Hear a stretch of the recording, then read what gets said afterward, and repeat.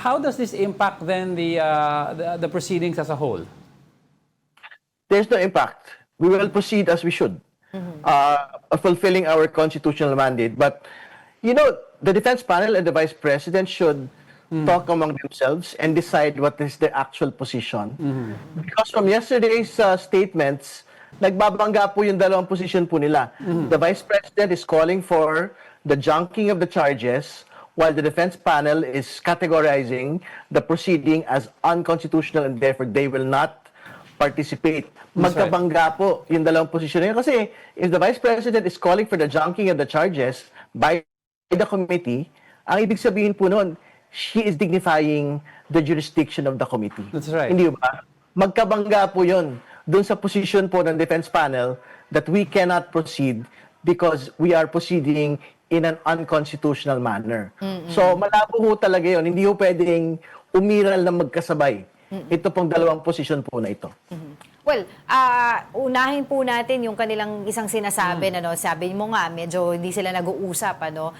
Unahin po natin sinasabi nila na unconstitutional itong hearing po ginagawa po ninyo. Unang-una, i-define po muna natin, di ba? Kung hindi po ito mini trial, what should we call this? Well, we should call it what the Constitution is referring it to, no? As a hearing. That is also what we had referred to it yesterday as a hearing.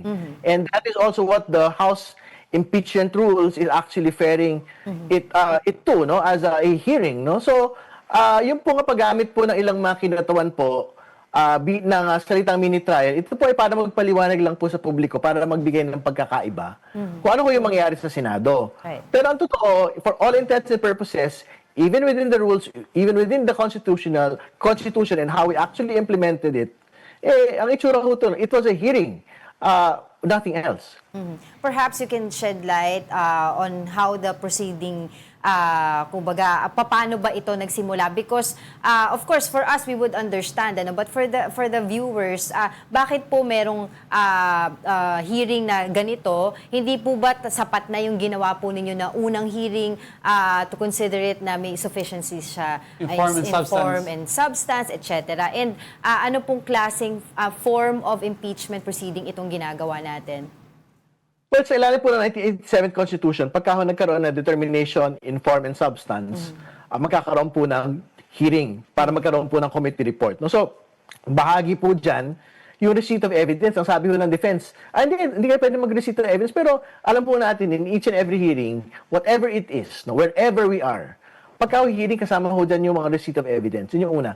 Pangalawa, in the House impeachment rules, hearing din po yung binabanggit doon kung saan pagka nagkaroon po ng determination ng sufficiency in grounds, pwede po mag-hearing at linatag po doon yung mga pwede hong gawin sa mga hearing po na yon. Kung saan yung mga miyembro ng komite ay pwedeng mag-direct at cross-examination ng mga witnesses, resource person, at yung pong respondent, impeachable official, ay pwede pong mag-submit din po ng kanila pong mga ebidensya. What happens, Kong, if a specific, for example, witness na kasama sa mga pinadala ng respondents is you find, when you determining probable cause, feeling nyo hindi po to sapat or hindi ipapasa, meaning pag if ever, tatransmit sa Senado to, hindi isasama to sa articles of impeachment? Ultimately ho, yung committee po at yung Kongreso, syempre yung magpipinal po no, ng articles of impeachment. Pero syempre, yung fact, for example, na may nagpakita po na mga resource persons, may mga dokumento po na isinumite, I think rightfully dapat maisama din po yan sa committee report. Dahil yan po yung proseso pong pinagdaanan ng ating komite. Hindi ba? Okay. Alright, kasi may mga nagtatanong din kung bakit nung nakaraan na ng impeachment last year, wala namang ganitong klaseng hearing. Perhaps you can also shed light on that na ibang klase, ibang avenue po yung pinagdadaanan po ngayon na impeachment proceeding. Tama po yun. Iba po yung ruta nung nakaraan. Yun po yung tinatawag sa konstitusyon na direct route or express route to the Senate. No? Ibig sabihin, wala ho talagang pagdaan sa House Committee on Justice, walang determination of sufficiency in form substance, sufficiency in grounds, at yung ginagawa na ho naming proseso na ngayon, yung pong determination ng probable cause. No? Ito po yung requirement bago ho bumalik sa plenaryo at pagbobotohan po ng kabuuan po ng Kongreso. Mhm. Ngayon po, syempre, ang nirereklamo po ng Duterte camp na yung mga pag-uusapan dito po sa hearing na ito ay probably mga, kumbaga, depensa din nila kung sakasakaling ito ay umabot sa Senate for the impeachment trial proper. So, let's say, for example, nag-attend po sila dyan dahil po dun sa subpoena na inyong ibibigay sa kanila at hindi po nila sagutin yung inyong mga katanungan regarding the evidence, and they would say na, ay hindi, kasi ebidensya namin to, strategy namin to, hindi namin pwedeng sabihin. Ano po maaaring gawin ng House Justice Committee on that? Well, sila ho yung magpapasya kung how they will go about it. But to be clear, meron pong compulsory processes yung pong komite. No? So, ibig sabihin, kung magre-reject ko sila na answer ng po mga legitimate questions po ng mga miyembro po ng komite, syempre, meron pong contempt powers yung pong ating komite, whether it's an impeachment proceeding or whether it's an inquiry in aid of legislation. Mhm. Paano po, ano po yung magiging, kumbaga, parang, kasi sabi niyo po, contempt power. So, ano pong mangyayari po doon? Kasi normally, ang alam po namin kapag may mga hearing na ganito, pag contempt power, yung iba, Pwede detain. Dinidetain, di ba po doon sa, like, sa Senate, Blue Ribbon Committee, mga ganun. Ganito po ba, papaano? Same naman po yung basis nung pong contempt powers within yung pong House impeachment rules at yung pong rules within inquiries and in aid of legislation. No? Pero ang basis lang naman ho doon, even if it is defense that is elicited from the defense panel, pagka naman ho unresponsive, pagka naman ho binabastos ho yung komite, tingin ko ho, hindi naman ho nagbabago ho yung standards po natin for contempt even if this is an impeachment proceeding. Okay. So, nakalagay po doon sa inyong rules, 60 session days.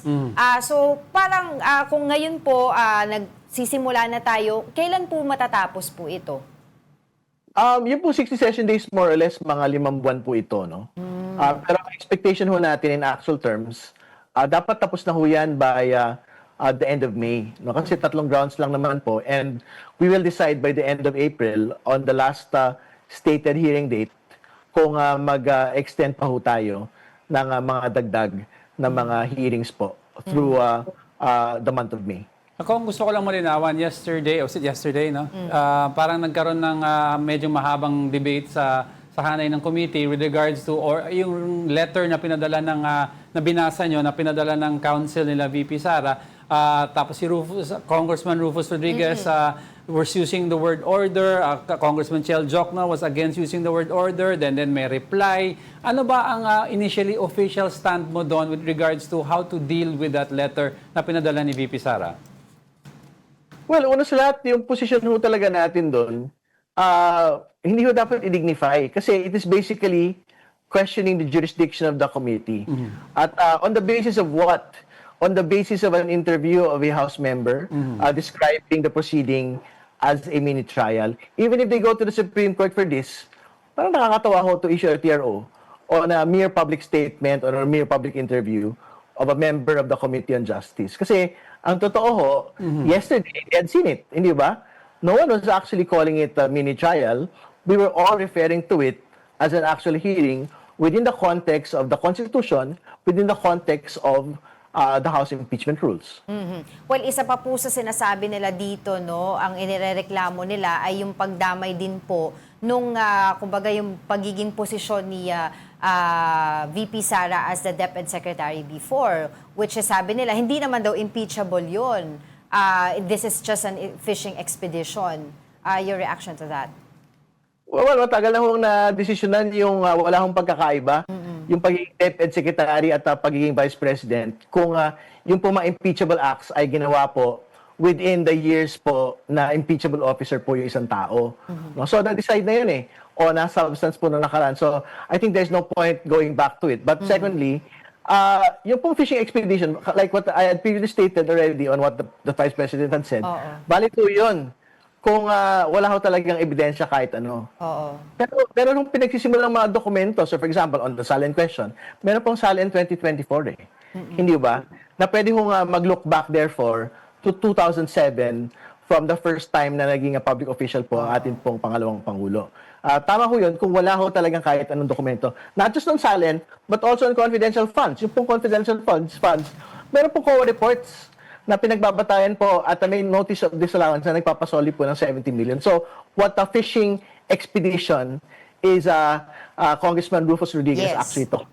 Yes, yan Yan, yung sinabi niya kahapon. I wanna ask lang din kasi, Diego, kasi kahapon, I mean, of course, people are saying na, is this the right time to do this? Na nasa gitna tayo ng krisis, 'di ba? At ito daw yung inaatupag natin. Your thoughts on that? Well, naglinaw na po yung committee kahapon. Nang sabi ho ng committee, hindi ho totoo yun. Kasi even in the context of accountability mechanisms like impeachment, Congress had passed po yung pong suspension of excise tax on petroleum products within 2 weeks, no? So, ibig sabihin, tumutugon po ang Kongreso on accountability measures like impeachment at the same time na tumutugon po tayo on economic relief measures like ito pong removal of excise taxes. Patas na nga ho siya today. Hindi ba? So, hindi ho yung totoo na hindi ho tayo tumutugon sa krisis po na kinakaharap po ng bansa. At the same time, na tumutugon po tayo sa mga seryosong usapin ng pananagutan. Ay, quickly lang, Kong, last question on my part before we let you go. We had Congressman Toby Chanco on the show a few days ago. Yes, oo. A few days ago, and when he was talking about the SALN, parang napaka-hypocrites daw ang ibang congressmen asking for the SALN of the VP when well, most of you daw na hindi rin daw naglabas ng SALN. Dapat hindi na daw i-compel. Dapat matagal na most of the members daw sa House or sa committee, dapat maglabas na ng SALN para patas daw lahat. Pero una sa lahat, that question is best asked of Congress itself. Kasi hindi pa naman ho tapos yung SALN committee disclosure mechanisms eh. Kasi I think pinipinal pa ho ng Kongreso ito pong bagay na ito. No? So, again, the person on trial here is not Congress. The person on trial here is the Vice President. No? So, tingin ko hindi ho dapat pagbanggain at mag-mislead yung pong mga kaalyado ho ni Vice President katulad ni Congressman